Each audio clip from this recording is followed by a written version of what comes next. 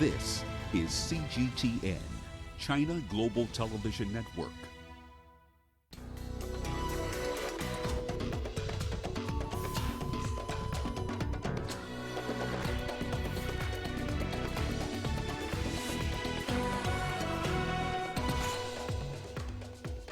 Egyptian parliament to vote on the possible deployment of troops in Libya as the battle for Sirte looms. US CDC says early cases of the coronavirus in New York originated in Europe, not China. And Botswana's San people fear for their survival amid rapid modernization. Hello and a very warm welcome to you. This is Africa Live on CGTN. I'm Mahia Mutua in Nairobi. Also coming up, in business, Uganda seeks new markets for its surplus farm produce.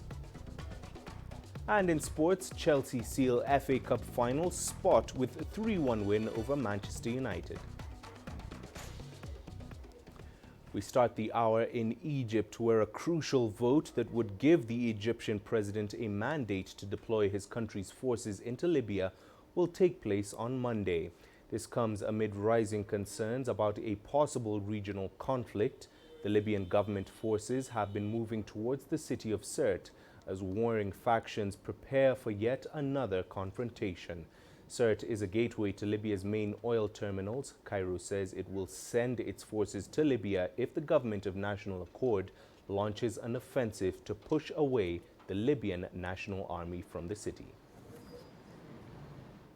Well, for more on that story, we're now joined by CGTN's Adel Mahroui, who is live in the Egyptian city of Ras Soudr. Adel, thank you for joining us. As we just reported, Libyan government troops have been moving towards Sirte. What is the situation now? There is a process of building up arms and forces from both parties, the government of national accord from the west moving towards Sirte, and from the LNA forces, the Libyan National Army forces led by General Khalifa Haftar. Haftar is building up his military capacity to defend Sirte and Al Jufra air base, one of the key and most strategic areas in Libya, while the government of national accord has been moving on for days to push forward armored vehicles, troops and arms towards Tuwagra, the closest city to Sirte, and from there to advance. According to the latest statements from the government of national accord, they're still insisting to build up and move towards Sirte to, in their preview, would liberate it, quote unquote.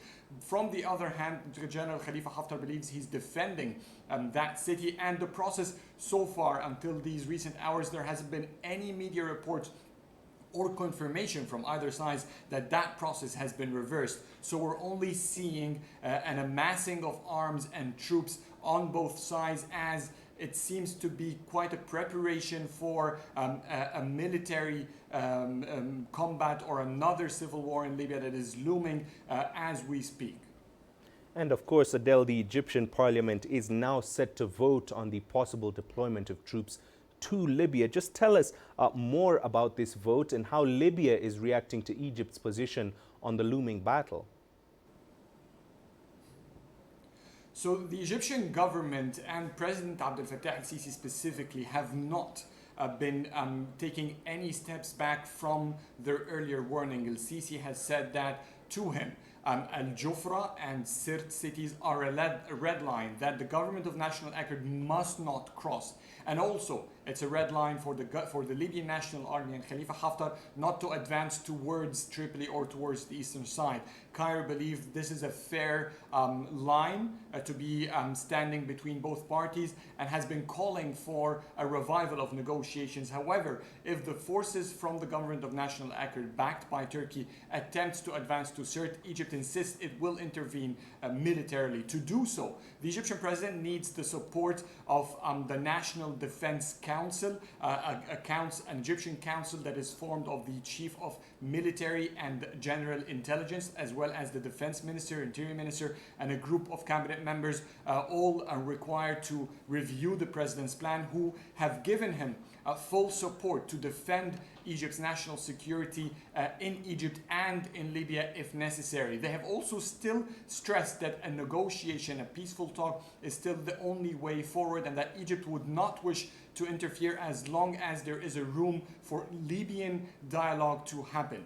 That's one part of the constitutional demands that the Egyptian president needs. The second is, by the constitution, the president must get the approval of the Egyptian parliament. And that's why the parliament is convened. The speaker of the Libyan parliament, Ali Abdel Al, has called for all members to attend this crucial meeting so that they have the legal number of members of parliament to give the green light for Egypt's possible intervention in Libya. And the parliament is not expected to stand against the Egyptian president. It is mainly formed of coalitions strongly supporting the Egyptian president, and the speaker of the parliament himself was present when President al-Sisi re-stressed his willing to interfere in Libya militarily in front of Libyan tribes. And as you asked about Libyan tribes, in general, there's a coalition of Libyan tribes, some of them from the west and most of them from the eastern part of Libya, who have shown a willingness for Egypt to intervene and support their side in this battle. However, this cannot be, of course, any unanimous representation of the entire Libyan public. All right, Adel, thank you very much for that. CGTN's Adel Mahroui joining us live there from Egypt. Moving on, the UN Refugee Agency says it has moved hundreds of refugees to safety after deadly violence forced South Sudanese communities out of their homes in Uganda's Paulina settlement.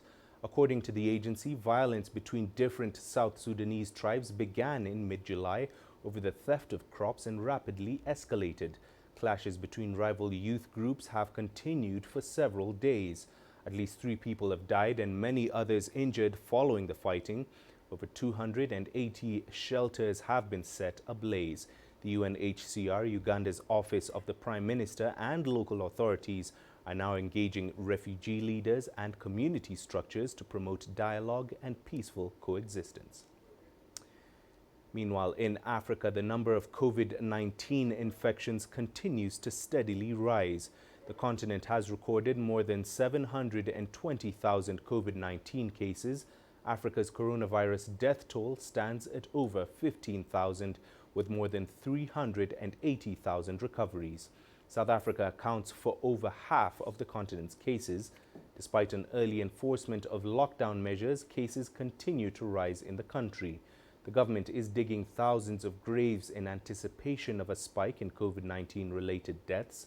Officials have urged South Africans to follow recommended health guidelines to curb the spread of the virus. 721,200 cases. African government officials have not been spared from the coronavirus. Nigeria's Foreign Minister Geoffrey Onyema is the latest to test positive for the virus. He is the first member of President Muhammadu Buhari's cabinet to contract COVID-19. Onyema announced he will isolate in a health facility for further treatment. Nigeria has reported the most cases in West Africa. The country has over 36,000 recorded cases.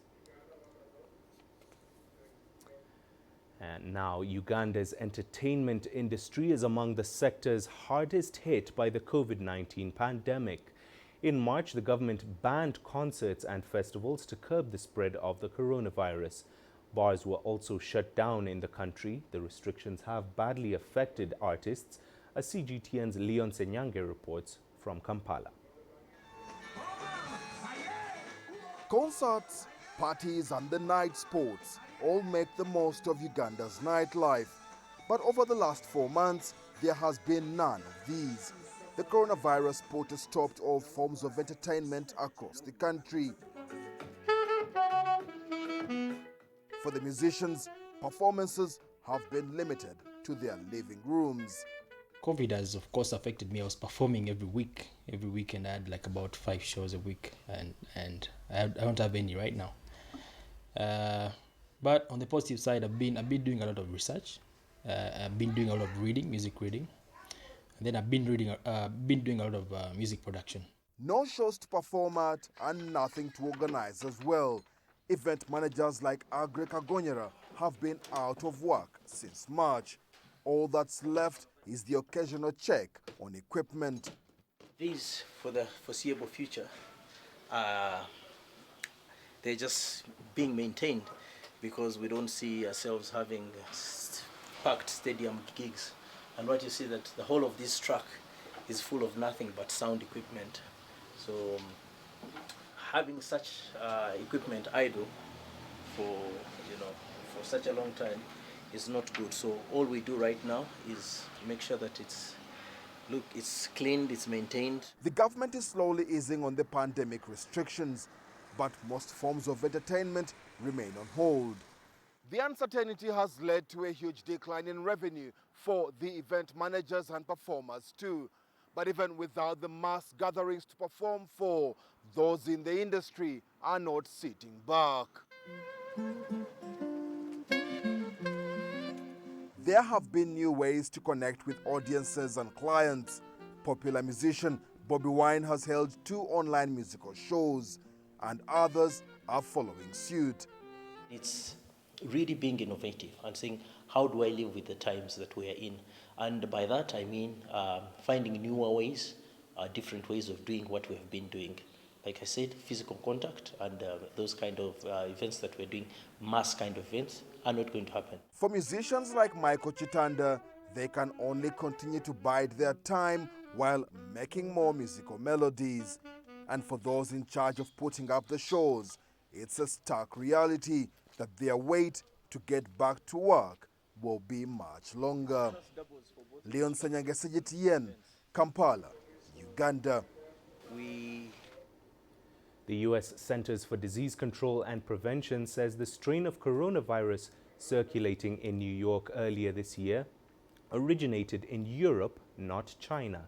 The CDC also determined the virus was already taking hold when the White House imposed travel restrictions on China and Europe in the spring. Liling Tan has the details. The report from the U.S. Centers for Disease Control and Prevention has again upended assumptions made about imported COVID-19 cases from China. As it turns out, the strain that was circulating here in New York City in early March came from Europe and not from China, according to the new CDC report that came out on Friday.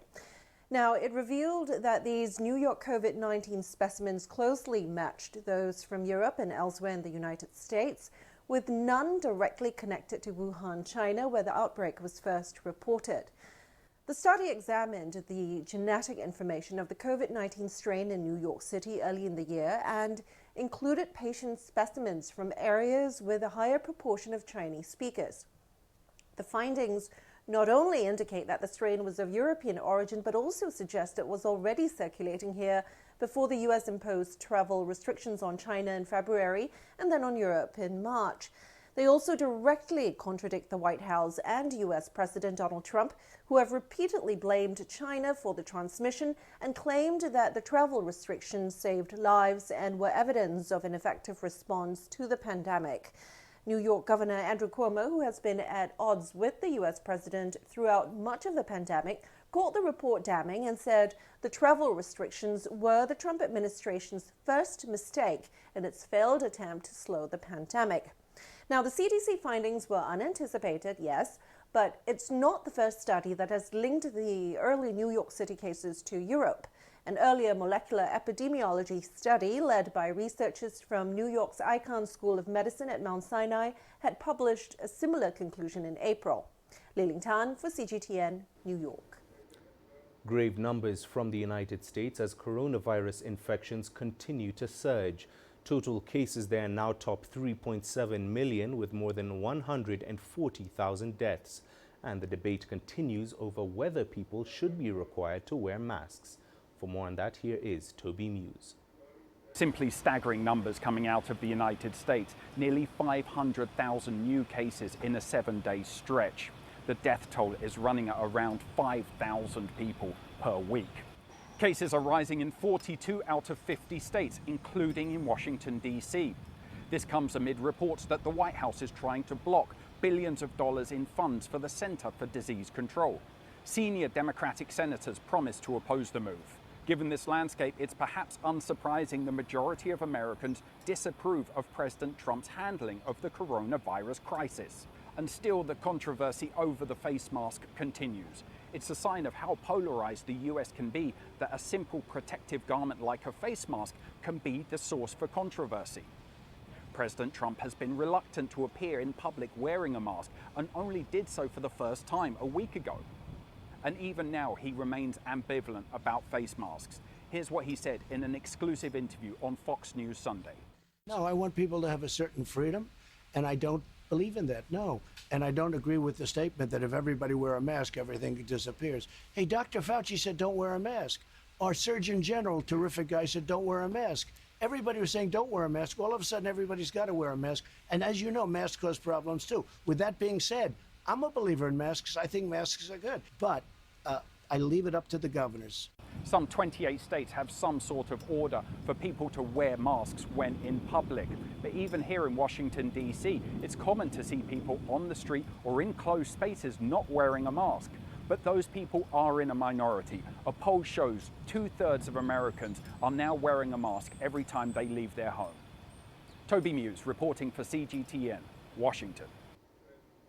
And now to the situation in China, and the mainland has reported 22 new cases of COVID-19. 5 of them are travelers from abroad, and the rest are all in Urumqi, the capital of northwestern China's Jiangxi. The city has seen a new outbreak in recent days linked to a social gathering. The central government has sent experts to help assess the situation. Meanwhile, cinemas reopened today in Beijing and other low-risk areas.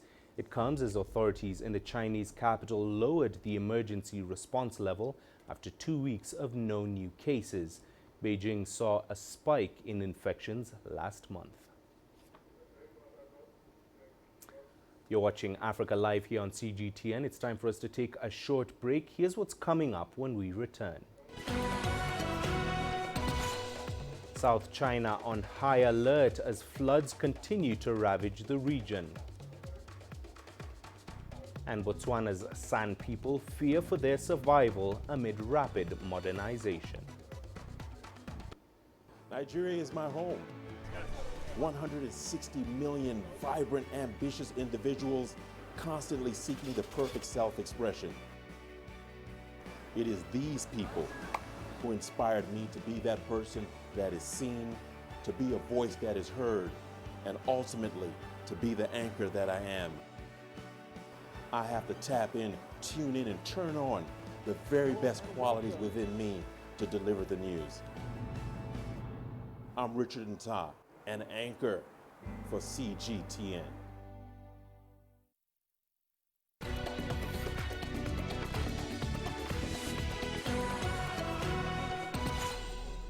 Welcome back. Now, South China remains on high alert after record-breaking floods ravaged the region. Warning levels remain in Dongtin, Poyang, and Taihu lakes. The lakes are located at the lower reaches of the Yangtze, the country's longest river. The river's biggest surge so far this year has passed the Three Gorges Dam in Hubei province and is now moving downstream. Another rain alert was issued Monday morning. In the coming days, downpours are expected to continue in the south and northeast. This includes Hunan and 8 other provinces. In Anhui, at least 35 rivers and lakes have reported extreme levels. The province is working to prevent secondary national disasters. Dai Kaiyi has the details. Embankment explosions and overnight evacuations. All-out efforts are being made to save the lives and livelihoods of the people of Anhui. The eastern province is serviced by the mighty Yangtze River in the south and Huaihe in the north, waterways under severe pressure from the relentless summer rains. On Sunday, authorities sought to ease the dire situation on the Zhuhe River, a major tributary of the Yangtze River, by discharging water into a special dugout storage area on the embankment, effectively flooding the entire area. Over 60 million cubic meters of water are being let off, and the water level in the river is expected to drop by 70 centimeters, relieving the Yangtze River in the process. The Huaihe River is already in dangerous territory, and a storage area on its embankment is now ready to take surplus water. The operations are fraught with risk, however, and ones which is putting many lives in danger. The Yan soldiers are blocking the breached embankment with heavy sandbags. He has been working in the heavy rain for hours.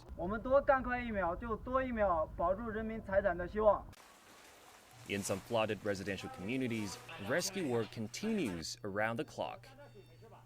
Firefighters are going door to door to make sure no one is left behind. The elderly and children are given special care. The weather forecast is not good either. More rains are expected to hit the region over the coming days, meaning their gains from the weekend's work might soon be wiped out. Authorities say they need to remain on high alert for all kinds of challenges. Anhui Province has 2 large rivers and many other tributaries. Many of them have surpassed the warning level for a long time. At the same time, it has many reservoirs, dams, and embankments that need to be protected. We should be cautious because landslides may also happen. 戴凯毅 CGTN.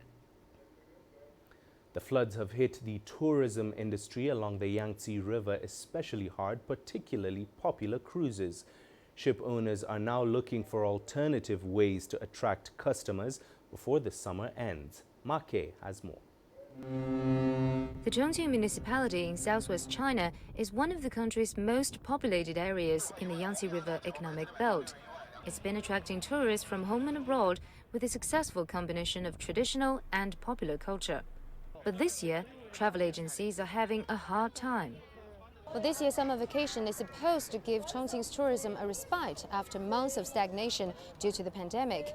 But 2 consecutive floods have forced the city to hit the brake on many of its cruise ship projects, which is a primary source of income for traveling agencies. Now, business owners need to come up with alternatives and fast before customer flow starts dropping again. We used to rely heavily on Yangtze cruise projects. Because of the floods, we are not clear for cross-provincial trips. Our ship has parked here for 5 weeks, so we have developed 6 new lines of services, including boat enlarging, shopping, recreation, performance, and nighttime sightseeing. The new projects are particularly to the liking of local residents who prefer a slow-paced weekend, doing, well, the same things as usual, but on a ship. We want people to know they can still have a good time even when they can't travel afar.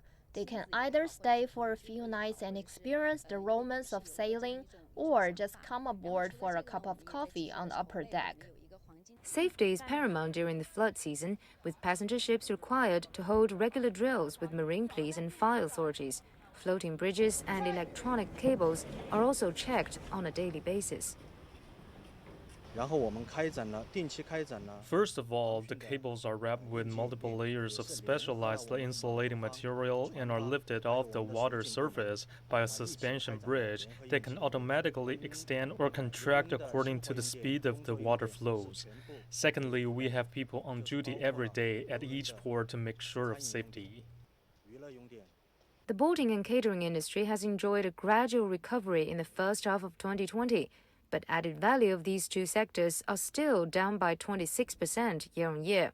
However, business owners in Chongqing are confident that a little rain on their parade will not dampen people's enthusiasm entirely. Michael, CGTN, Chongqing. Now, this month, Somalia is celebrating 60 years since gaining independence. But the Horn of Africa nation has not known peace for decades now. It has suffered a long-standing civil war, clan conflicts, and the constant threat posed by the Al-Shabaab militant group. As CGTN's Daniel Arap-Moy reports, the road to self-sufficiency for Somalia has been full of hurdles. The conflict in Somalia has caused a devastating effect to its people for decades now. Since the collapse of the country's last stable government in 1991, warlords and clan leaders have been the primary power brokers in the country. Forces, both within and without, have shown open desire for a stake in the Horn of Africa nation. Abdi Wahab Sheikh Abdi Samad, a Somali analyst, attributes the situation to a cocktail of factors. A lot of Western nations that are really part and parcel of the problem. They are really fooling the Somali clans, and they have what they call divergent interests.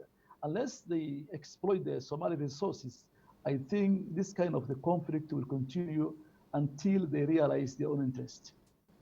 Western commercial oil exploration between Norway and Canada over licenses to enter commercial oil exploration has been a source of dispute in Somalia. The emergence of Al-Shabaab militant group as an independent organization in December 2006 after a breakaway from the Islamic Courts Union that quickly turned Somalia into a breeding ground for terrorism only served to worsen the situation. Its operational strategy and training, focused on suicide attacks, has made it difficult for the African Union mission in Somalia to root out the militant group. Defeating Al-Shabaab is going to take a combination of hard and soft power, which is going to involve the use of communities, some ideological pushbacks, and a level of economic development, economic support to be able to restore Somalia back to normalcy and economic growth.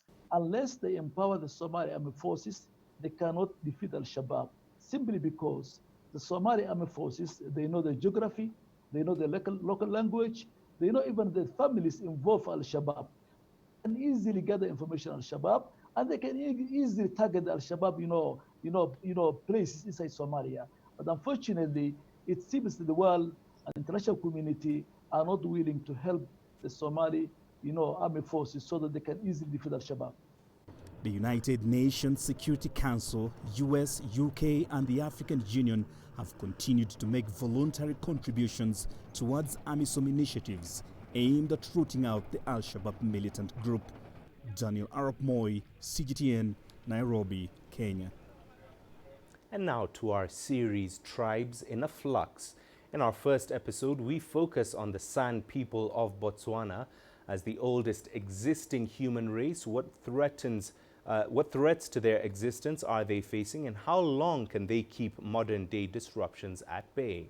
Their future is in the hands of the older generation as well as those of the new.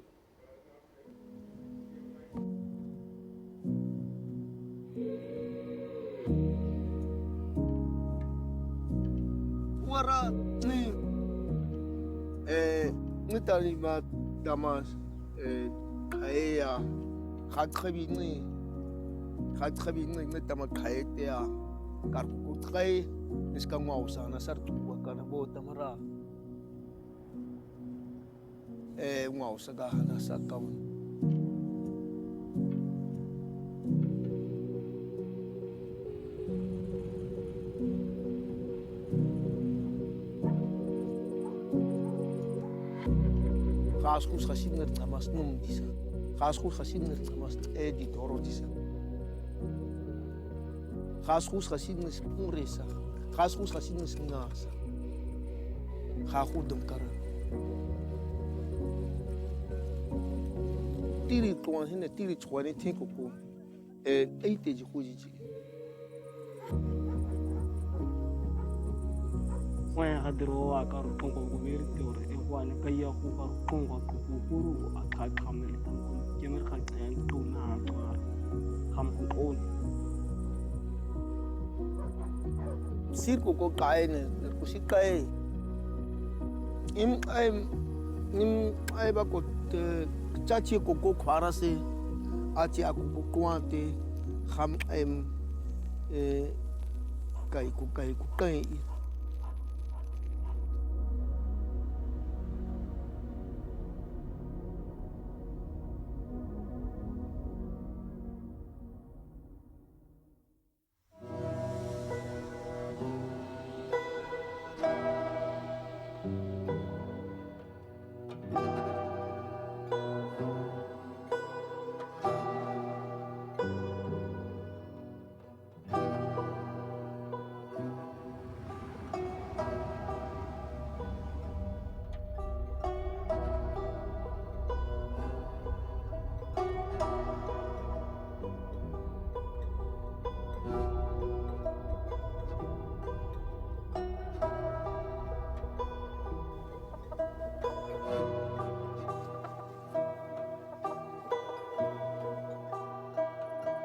khat ekata ako sita di kon buche ako khako koi ka khuta khang ko abag ni ako me kire bar tam kha khu khan ko ko kan bar tar kham chu karan thone ko basta kam dar ta ko kai te I ni ka ha da khai koi dar ta thone no ko te ko sin ko sin kha ko dar ta ko si ni da dar tu ko bu thabi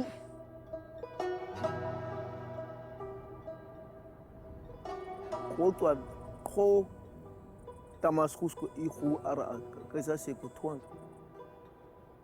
Mi khate ko I tamasita di kan ka ka ita ko urin ta ko kam ita ko boja ka kung a ka khata ko tibi khatam.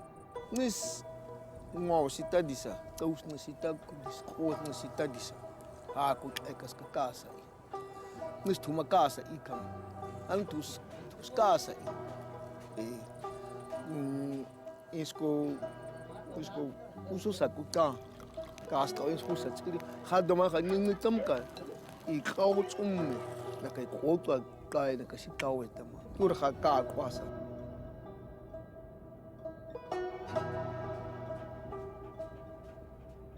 akwana kurtama ku tsausar ku kama kai ka khu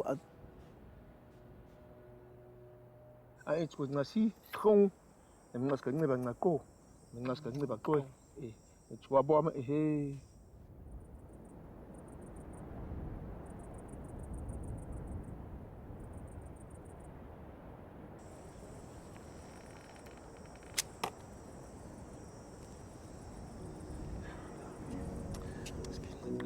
Nim tuam ni sinwa ni ba. Tuan ni kwa na ko tua ko ni huan ko kha. Ka no asi ko kuru mo na sinwa. Akwan. Adoro titwa no asi kawa ko kana mkha kursar ko aku khata mama ne chigo ko ber ko tsaika machi khate ichian kursar كاين ورا توس كلاكو سيدي تيار كاو خمط خاطر تيكوات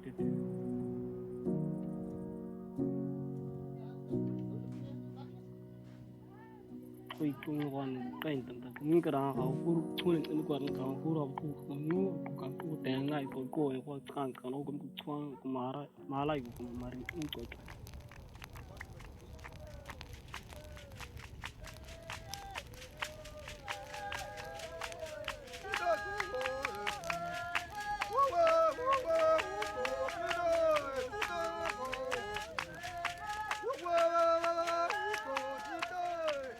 wai tuan ni ga kama ni phak ni pai ga kama tuan kai aga ni phak khaya se ni phak ko kama ni ko khasi kama ni kama ni ko kama I ga si ko robot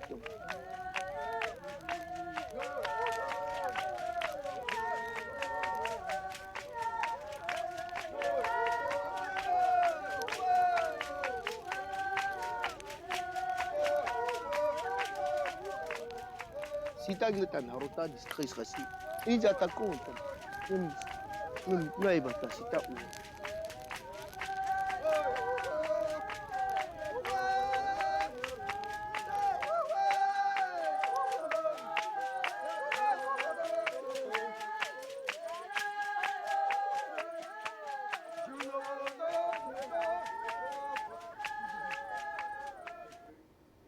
And more to come in our Tribes in a Flux series in the coming days. For now, though, here's what's coming up in the business. Uganda seeks new markets for its surplus farm produce. And European leaders are yet to reach an agreement on an economic recovery deal. Africa is the nexus of enterprise, and global business will tell you why it matters. From the mega investment projects to multi-billion-dollar mergers and acquisitions. Africa today collects, just in terms of revenues from taxes alone, $545 billion a year. If you take 10% of that and you devote it to the energy sector, problem solved. All this on Global Business, weekdays at this time on CGTN.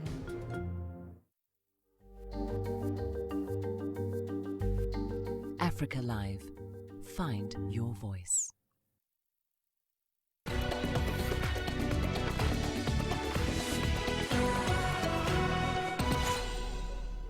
Welcome back. Let's begin in Uganda. The country is in talks with regional leaders to open up its borders to the country's surplus foodstuff. Officials say the East African nation has recorded a bumper harvest, but a lot of that food is going to waste. Regional markets that were being supplied by Ugandan farmers have remained closed due to the COVID-19 pandemic. CGTN's Hilary Ayesiga now reports. In this city market in Nakawa, the bananas are plenty, but the buyers are few. Following a bountiful harvest, Ugandan farmers are stuck with food. The prices for food, like bananas, are falling drastically, affecting farmers' households' incomes. This is largely attributed to the effects of COVID-19 pandemic that have affected distribution and consumption of the food chains. Uganda exports bananas and other foods to Rwanda, Burundi, South Sudan and the Democratic Republic of Congo. But with disruptions in transport and closing of borders due to the pandemic, the markets are cut off and the prices of food items are falling. Under pressure, the Ugandan president is pushing regional leaders to reopen their borders for surplus food. It's a dilemma that some parts of Africa don't have enough food. Here, the food is rotting. This is really not good management. So we should cooperate and take advantage of all these advantages. According to the country's Bureau of Statistics, Uganda produces over 5 million tons of bananas every year. Experts are now advising the farmers to process and store them until regional markets are open. Fresh bananas can be processed into toke flour, flour for instant porridge, baking flour, biscuits, cakes, cookies, and so on. Farmers are encouraged to work hand in hand with PIBID management to add value to their bananas to avoid losses. But this is a long-term venture which requires huge investment capital that many local farmers say they cannot afford. As more countries ease on COVID-19 restrictions, it is hoped that farmers will soon get their produce and foods back to market and return their household income to pre-pandemic levels. Hilary Ayesiga, CGTN, Kampala, Uganda. In Nigeria, children are developing IT skills despite schools being closed due to the coronavirus pandemic. They're joining online classes to learn skills like coding, app development, and game creation. Nigeria is home to the continent's most valuable tech ecosystems and continues to lead the way for tech hub presence. Experts are expanding the frontiers of ICT by training the younger generation. CGTN's Kelechi Emekalam reports. 10-year-old Miguel Nwabugu and his brother are perfecting their tech skills. For the past 3 months, the siblings have been taking online classes to build their IT knowledge. That's alongside their regular online schooling. Schools have been shut since the start of the coronavirus pandemic, and 5th grader Miguel is now using this time to flex his tech muscles. While the pandemic has happened, so far online lessons I have learned website designing and app developing. Okay, I was taught how to make websites using WordPress, and I was taught how to make app developing using MIT App Developer. I've been doing well on my online lessons, and the only problem is just that I don't get to see my friends and socialize with them. Well, I'm looking into the future as a father and as to my kids, and I feel it's good for them to have IT knowledge, given where the world is going. So that informed my decision to, make them to have this IT knowledge so that they can fit into the future. Nigeria is among the fastest growing tech hubs on the continent, but it's been slow to translate this into tangible impact for the ordinary citizens. ICT entrepreneur Chinenye Ude is one of those looking to close this gap. Her action-based learning center focuses on budding young minds. and the switch to virtual learning has opened up more opportunities for kids beyond Nigeria. Now we've moved digitally, and in the digital space is a global space, is limitless. Now we can reach people across the world. As of today, we have kids coding, taking our courses from California, Canada, USA, South Africa, Zambia, Uganda on our platform. So we are generating more revenue than when we were just in our space. So we are creating more income, empowering more teachers to gain employment, because right now we are calling on those that have the skill to be able to deliver coding skills, web development. So teachers are not left out. They can teach in their schools, have their project, but also make money by delivering courses online anywhere they are. According to the National Bureau of Statistics, Nigeria's technology sector contributed 13.85% to the national GDP in 2019, a rise from 11.22% in 2018.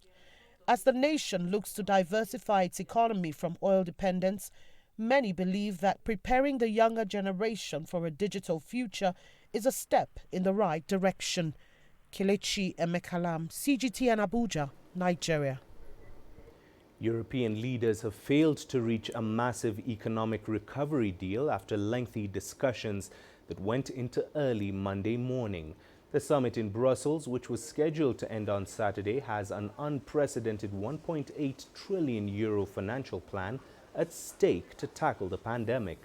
Talks will resume on Monday afternoon, despite agreeing to band together. The 5 richer countries in the north, led by the Netherlands, want strict controls on spending, while struggling southern nations like Spain and Italy say those conditions should be kept to a minimum.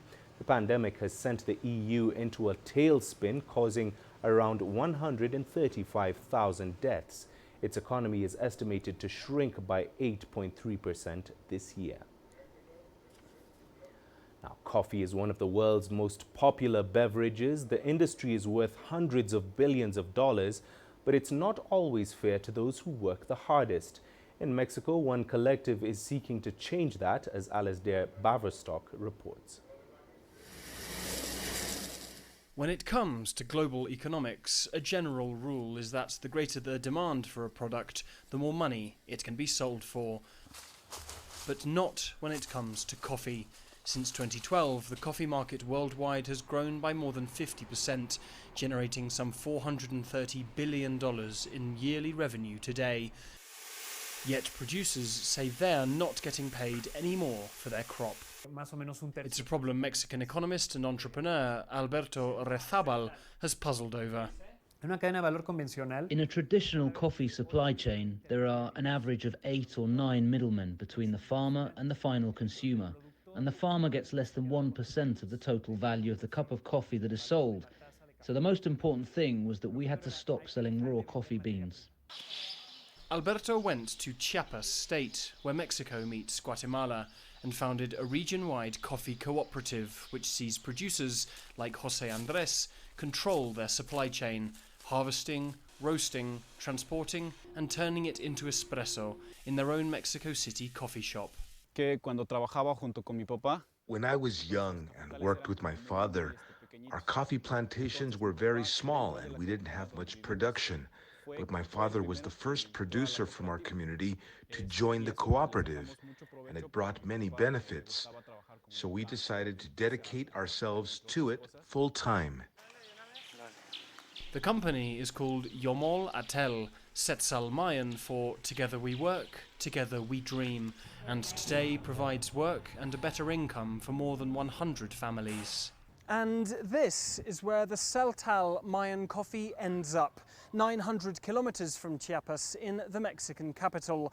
Here, there is a clear market willing to pay top prices for premium coffee, and the steady growth has allowed the collective to expand, opening several more coffee shops in and around the capital.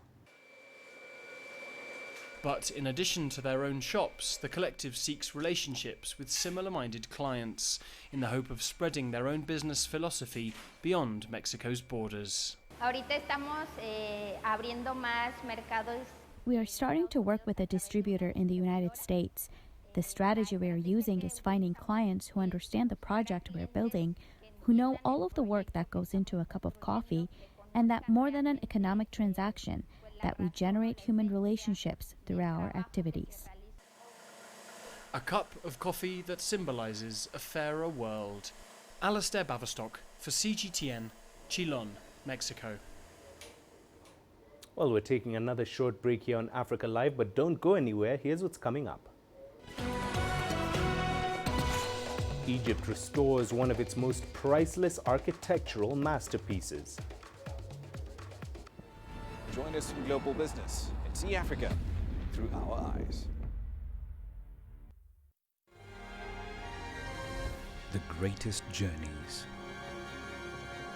the greatest sights, the greatest adventures. Here in Qanater, this weir allows the locals to walk on water. We're far more than just TV news. We're your passport to the wonders of Africa. To bring you stories of struggle, survival and hope.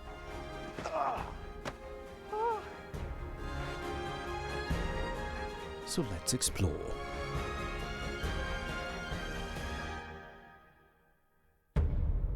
CGTN. See the difference.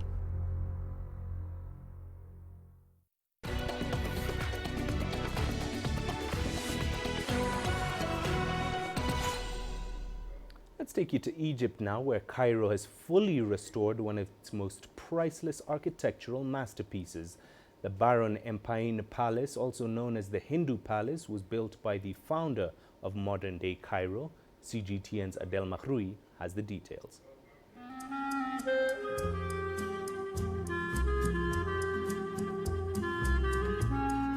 Egypt has finally opened the gates of its iconic Baron Palace after major restoration work. Standing in the heart of Cairo's Heliopolis district, the 109-year-old building has never been open to the public. It has always been a mystery to most of the Egyptian capital's visitors and residents. I've been working as a tour guide for 20 years. We've been always curious about the palace as we pass by, but it was deserted. In the 1990s, it was used by addicts as a shelter. To see this magnificent project completed and opening its doors to tourists, that's a great addition to Egypt's antiquities list.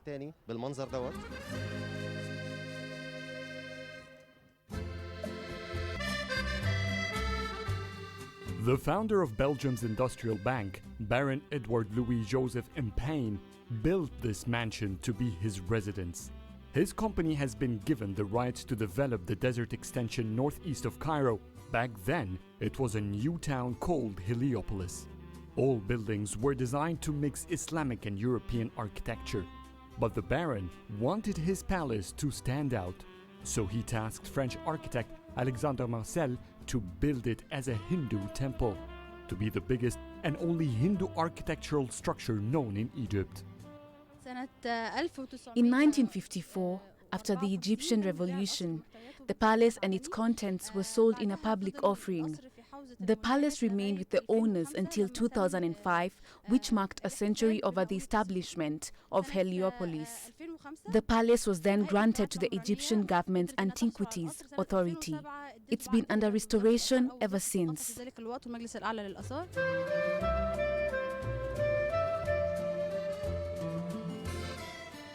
Egypt spent some $11 million in the first restoration project of the palace.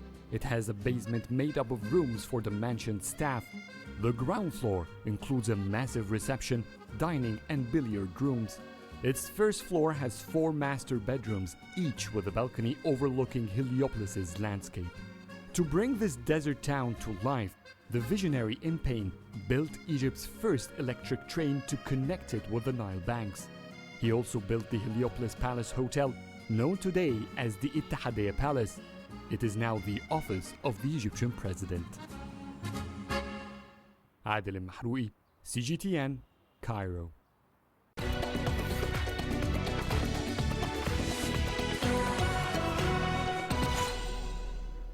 On to the sports now, where Somalia has unveiled its new sporting facility, the Mogadishu Stadium.